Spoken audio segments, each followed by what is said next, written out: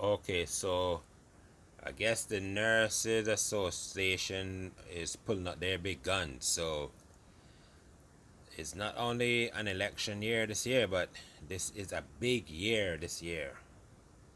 Hey everyone, it's Dr. Zubin Damania. That's right, when I use my full name, it usually means stuff's about to get real. Okay, guys, I've heard about the firing of Dr. Ming Lin up in Washington State. He's a physician, an emergency doctor, who was fired by his organization, Peace Health up there, for speaking out about the complete lack of PPE and protection for frontline staff. Now, this has been reported all over the place, and here's the bottom line, guys.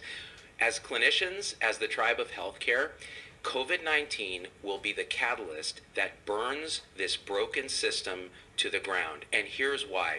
When you have a dominator hierarchy where the profession is run by MBAs at the top getting ridiculous salaries who have never touched a patient, right? And I'm not talking about clinician leaders. I'm not talking about all those organizations around the country that are so well led, where it's a team, where every member of the team has a voice, where we're all in this together, where everyone's practicing at the top of their training together in service of the patient and each other. That's called Health 3.0. That's not what we have in most institutions in this country. What we have is the scenario where a business person turns a beautiful sacred calling, our sacred calling, into dollars and cents and yachts and bonuses and golden parachutes.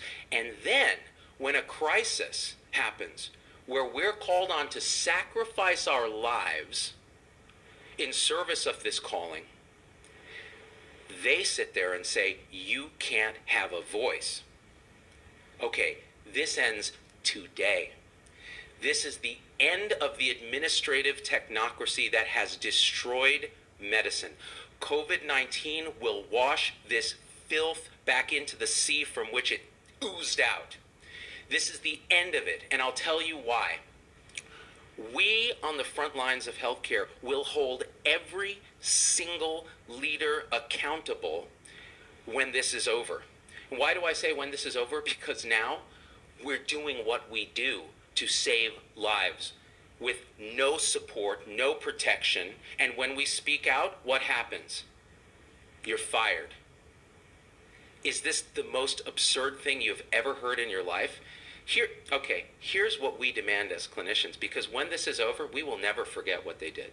When this is over, this is what we're going to demand. And if they don't give it to us, we are going to walk. We will create it ourselves. We will go to those organizations that are already doing this, and they exist all around the country.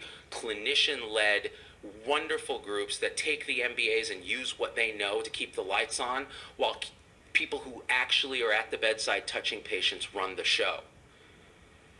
What we demand is this. We demand an end to gag orders. We demand an end to non-competes. We demand an end to non-clinical leadership telling us how to take care of patients. We demand an end to the administrative technocracy. We demand an end to HIPAA as it sits.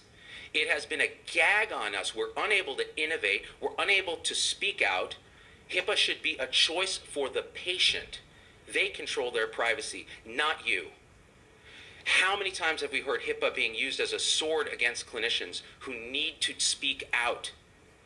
Well, we're worried about patient privacy. No, you're not. You're worried about someone figuring out how much you make and how little you do to actually help patient care. You are a parasite.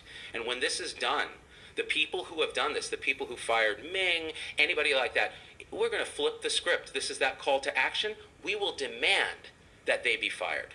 Instead of firing us, they will be gone. All right? We demand that EHRs are no longer a cash register, that they help us take care of patients. We demand an end to nurse slavery. Nurses are not slaves. They are not commodities. They are not cost centers. They are the beating heart of medicine. They are part of our team. And they will be treated as such, or you will go. You will be gone. Not the nurse who speaks out. You will be gone. We demand teamwork, where every person in the team has a voice, is practicing at the top of their training, and collaborating with each other to support not just our patients, but each other. right? We'd like malpractice reform. We're tired of covering our asses, racking up costs for no benefit to the patient. We would like, okay, in return, to do some things. We would like to actually have quality science be a thing, quality improvement be a thing, and we promise that we will step up and realize and admit and fix the fact that most of what we do doesn't help patients. We do it because we're paid to do it. That has to change. Our incentives need to change.